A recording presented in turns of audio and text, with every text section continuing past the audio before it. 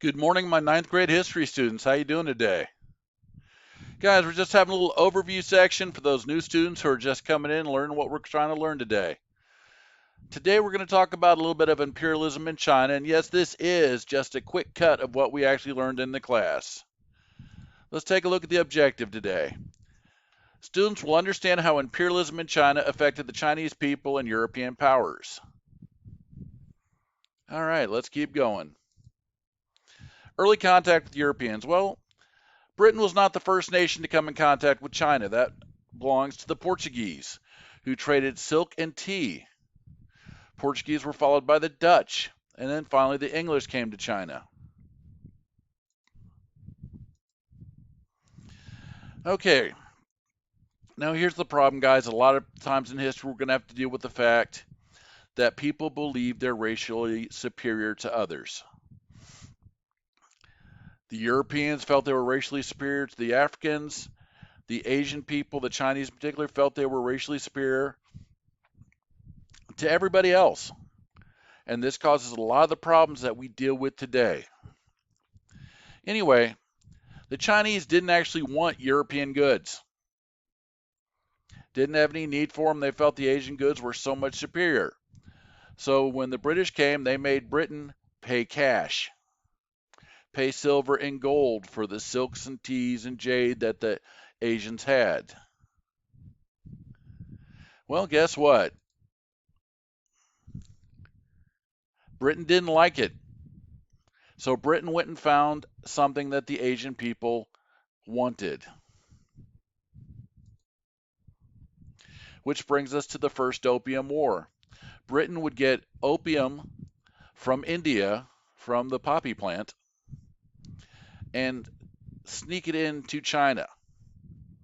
It was illegal in China, but there was enough British shipping coming in that they soon had thousands, if not hundreds of thousands, of Chinese people addicted to opium. Well, because you can understand, the Chinese emperor forbade this. Britain went to war. It's called the First Opium War, 1839 to 1842. That's right. The British Empire at this time was a drug dealer. Not much different than the South American cartels we deal with in the United States today. They went to war, and it was primarily a naval war. Well, this naval war ended badly for the Chinese. They didn't have a naval force able to compete with the British Empire. So they signed in 1842 the Treaty of Nanking. Gave them additional British ports in China, British control over Hong Kong, which they kept until the late 20th century. China had to pay an indemnity. They had to pay for all the opium that was destroyed. And China was limited to a 5% tariff on European goods.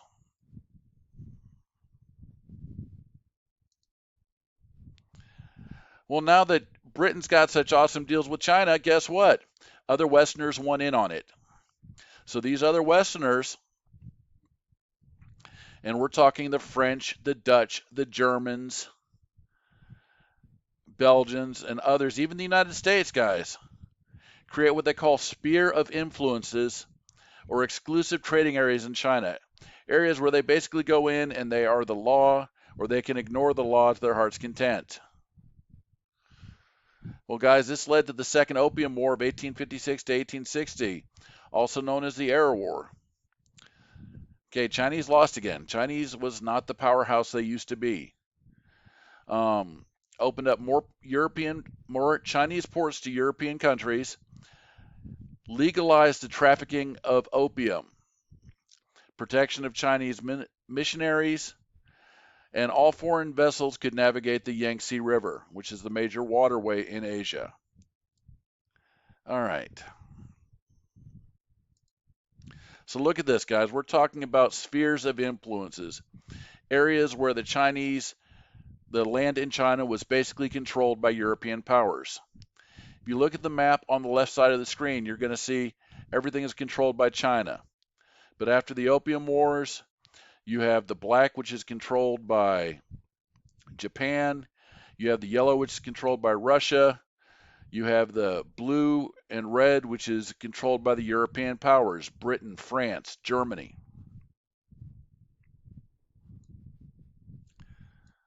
Here's a better map of the sphere of influences. The colors differentiate where their places have control. Well, guess what, guys? The Chinese did not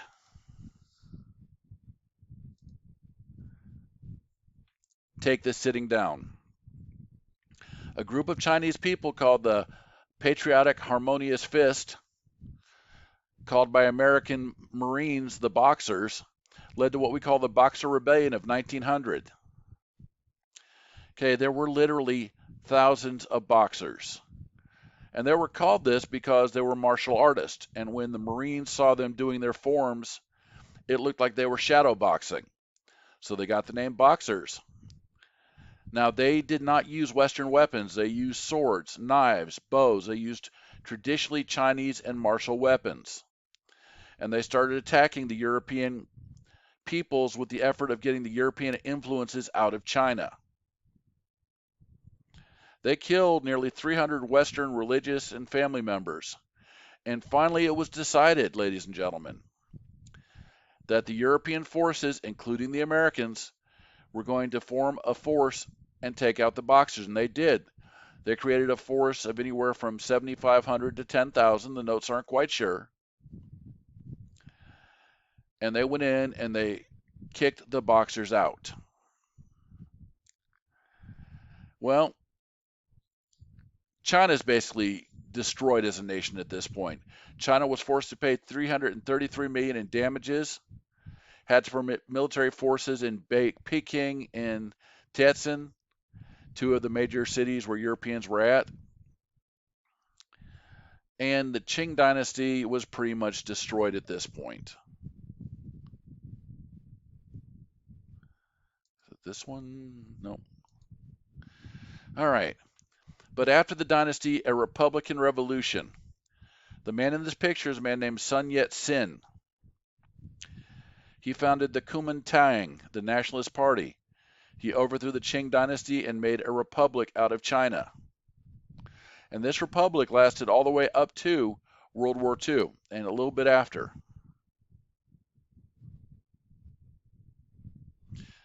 Here's a picture of all the European leaders slicing China into their own little spheres of influence. All right, ladies and gentlemen, I know this one went a little long. I'm sorry. This is what we basically covered the last week. You all have a great day and enjoy.